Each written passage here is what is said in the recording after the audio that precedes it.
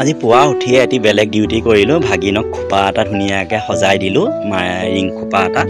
তাৰ পাছতে বাৰীলৈ গ'লোঁ। বাৰীৰ পৰা দুপনমান বস্তু আনিলোঁ, পচলা এটা আনিলোঁ। এয়া মায়ে জহা চাউল ৰাতি তিয়াই থৈছে, আজি জলপান খাম, আপোনালোকক দেখাম। এই পচলা এটা কাটি আনিলোঁ। পচলাটো পিছে ৰাতিকৈহে খাব লাগিব, পানীটো দিনতে খাম বাৰু, কাটি থৈ দিব। ইউৰিক এচিডৰ কাৰণে বৰ ভাল হয় পচলা, ভীমকলৰ পচলা হয়।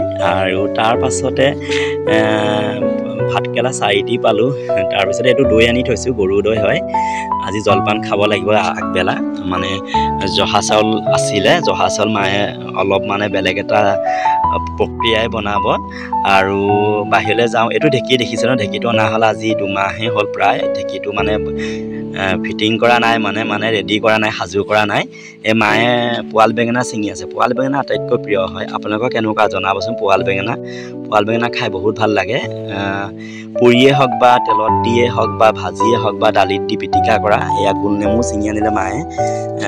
আচলতে বাৰী কিবা এটা এপদ দুপদ বস্তু পালে নিজে সঁচাকৈ ভাল লাগে। আচলতে বাৰীৰ বস্তু মানে ঘৰৰ বস্তু সোৱাদেই অলপ সুকীয়া হয়।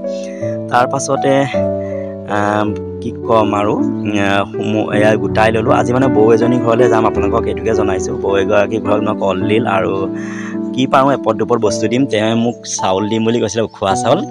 কিন্তু উখোৱা চাউল নাই তেওঁৰ ওচৰত, এতিয়া আৰৈ চাউলকে দিব। মানে বহুত ভাল হয়, মৌচুমী খুৰী বুলি কওঁ, মৌচুমী নবৌ হয়। তাৰপিছতে তেওঁ মানে আমাৰ কলেজত মোতকৈ অলপ আগৰ হয়। এইটো দেখিছে ভীমকলৰ পচলা আনি থৈছোঁ, দেখিছে। এইটো কলডিল তেওঁলৈ নিবলৈ থৈ দিছোঁ। মায়ে ৰাতিয়ে জহা চাউল তিয়াই থৈছে, জহা চাউল এয়া মানে জলপান বনাব এতিয়া।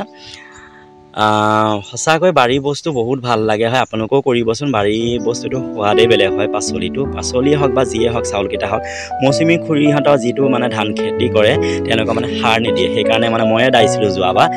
তাৰ আগবাৰ ৰুইছিলোঁ, এইবাৰ কিন্তু ৰুবলৈ নহ'লে। এয়া মই তামোল বুৰুৱাই থৈছোঁ, কাৰোবাক লাগিলে জনাব। কেইবাটাও সকাম বিয়াত যোগান ধৰিছোঁ, কাৰোবাক যদি লাগে ভিডিঅ'টোৰ মাধ্যমে কৈছোঁ। এতিয়াও যথেষ্টখিনি তামোল আছে, মই বুৰাই থৈছোঁ। গোঁসাইঘৰ চাকিগছ জ্বলাই ল'লোঁ। আজি মঙলবাৰ হয়, ৰঙা ফুল ভগৱানৰ ওচৰত দিছোঁ। আৰু দিনটোলৈ সেৱা জনাইছোঁ, ভগৱানৰ শ্ৰীচৰণত সকলোৱে মংগল কৰক। ইতিমধ্যে আমাৰ জহা চাউলৰ জলপান সাজু। অকণমান ঘি ল'ম। আৰু আজি কি কৰিছোঁ, আজি বানবাতি উলিয়াইছোঁ। কাৰণ বানবাতিবোৰ এইবোৰ সাঁচি নথ'লে কি হ'ব ন। বানবাতিত আজি জলপান খাম।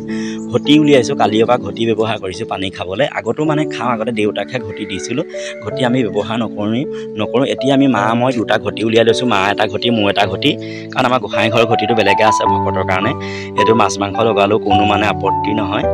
আৰু আমাৰ অসমীয়া মানে কি হয়, অসমীয়া সংস্কৃতি মানে কাঁহীয়ে বাচন মানে বানকাঁহী বানবাতি সুকীয়া হয়। বেলেগ সকলতকৈ আমাৰ ঘটিয়ে হওক বা বানকাঁহী, আমাৰ কাঁহীখন আমাৰ বহুত মানে বেলেগ এটা মানে সুকীয়া পৰিচয় আছে। অসমীয়া প্ৰতিটো সম্পদেই বেলেগ বেলেগ সুকীয়া পৰিচয় আছে।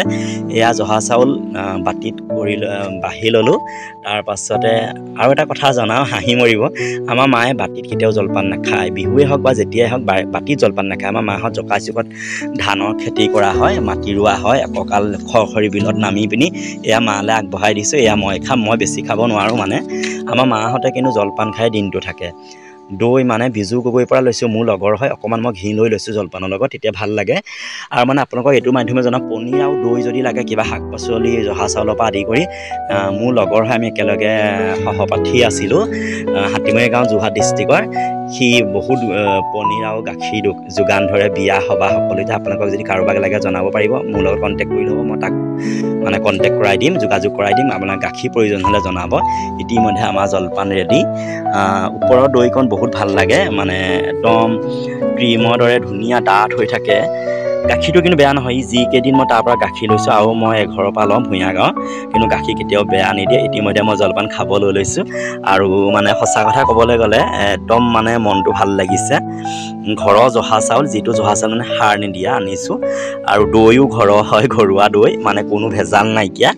একদম তৃপ্তিয়ে জলপানকণ খাই লওঁ।